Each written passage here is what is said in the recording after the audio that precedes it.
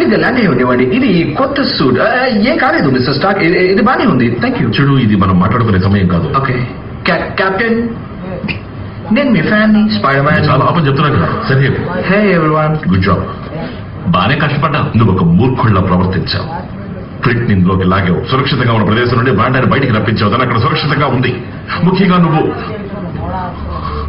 నువ్వు అవెంజర్స్ ని విడగొట్టకుండా ఉండాలని నేను ఎంతో శ్రమ పడుతున్నా. ఒప్పందంపై నువ్వే సంతకం చేశావు. సరే, నువ్వు బాధ్యత మాకు అప్పగించే మాతో పాటు వస్తున్నావు. ఎందుకంటే ఇప్పుడు నీ బాధ్యత మాది. జేసాఫ్ దళాలు నీ పట్ల అనుచితంగా ప్రవర్తించకుండా నేను చూసుకుంటాను.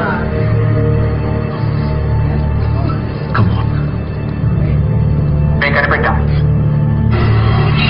వాళ్ళ క్వీన్ జెట్ నార్థన్ దగ్గర ఉన్న హ్యాంగర్ 5 లో ఉంది.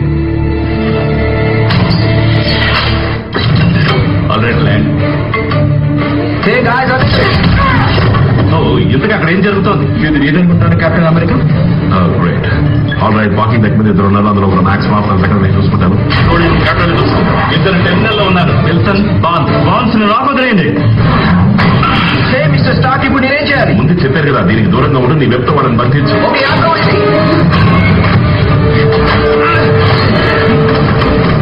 వద్దు కెప్టెన్, నేను మళ్ళీ చెప్పాను. చూడు, నేను గాయపరచాలనుకోవట్లేదు. మరి అంత బిల్డప్ వద్దా?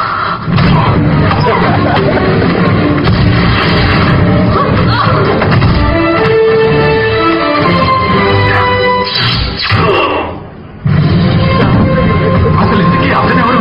ఒక్కొక్కరు ఒక్కో విచిత్రం చూపిస్తున్నారు.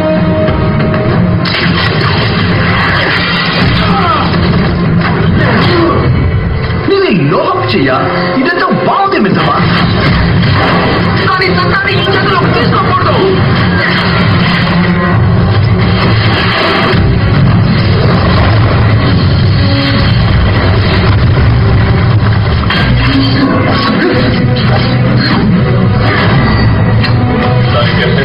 చెప్పదు, అలాగని నొప్పి ఉండదు అనుకోకు.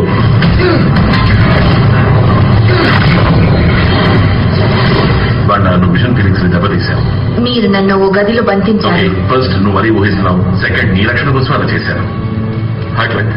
ఏమా, నిజానికి నీకు రిటైర్మెంట్ అవసరం లేదు. నీకు గాల్ఫ్ తీసుకోవట్లేదా? నేను 18 ఆడాను, 18 షాట్స్ కొట్టాను. నా గురి తప్పదు. మొదటిసారి గుర్తుపెట్టుంది. నీకలా అనిపించింది.